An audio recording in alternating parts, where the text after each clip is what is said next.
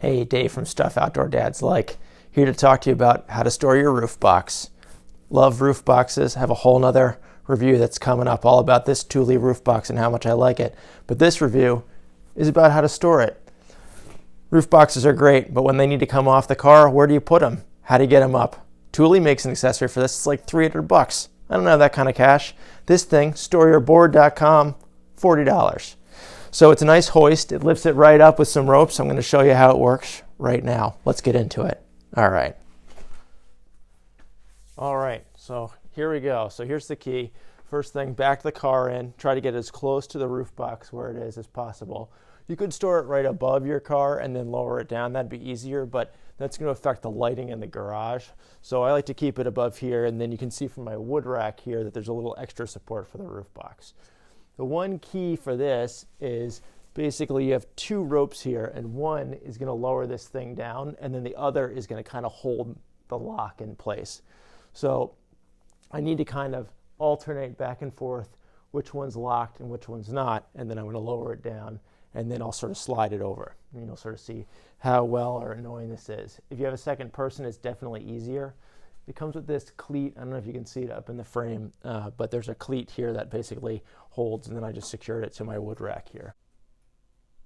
Okay, so you can see I'm lowering this down here using those sort of two hands, one to lower and one to hold the lock, as I'm referring to it. And then you can see that that wood rack is helpful to sort of support the roof box, but it does make it a little bit more difficult to lower down.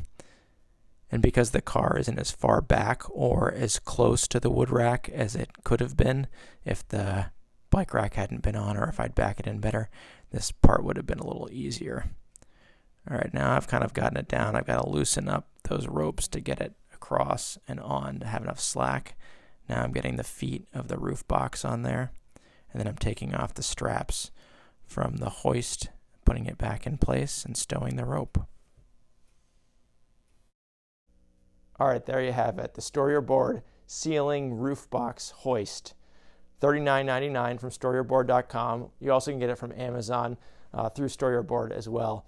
It works pretty well. As you watched through my video, sort of second person definitely makes it easier. The more you can get sort of your roof bars aligned with where the roof box is sort of attached to the ceiling, the better. In this case, I still have my bike rack on the back because we're sort of in the swing season here in New Hampshire. So if I had taken the bike rack off the back, I could have gotten the car a little bit further into the garage and then kind of gotten it under the lift. But I think once you get used to taking the two ropes, one needs to be sort of locked while the other loosens down, and then vice versa. You can kind of nurse it down, and then you can just get it aligned on your rack and then kind of go from there. In sort of accompanied video where I talk about this Thule roof box, I'll show you how to secure this in onto the crossbars and kind of go from there. So Dave with Stuff Outdoor Dads Like, coming at you again with another video. This time, new location, garage. All right, see you later.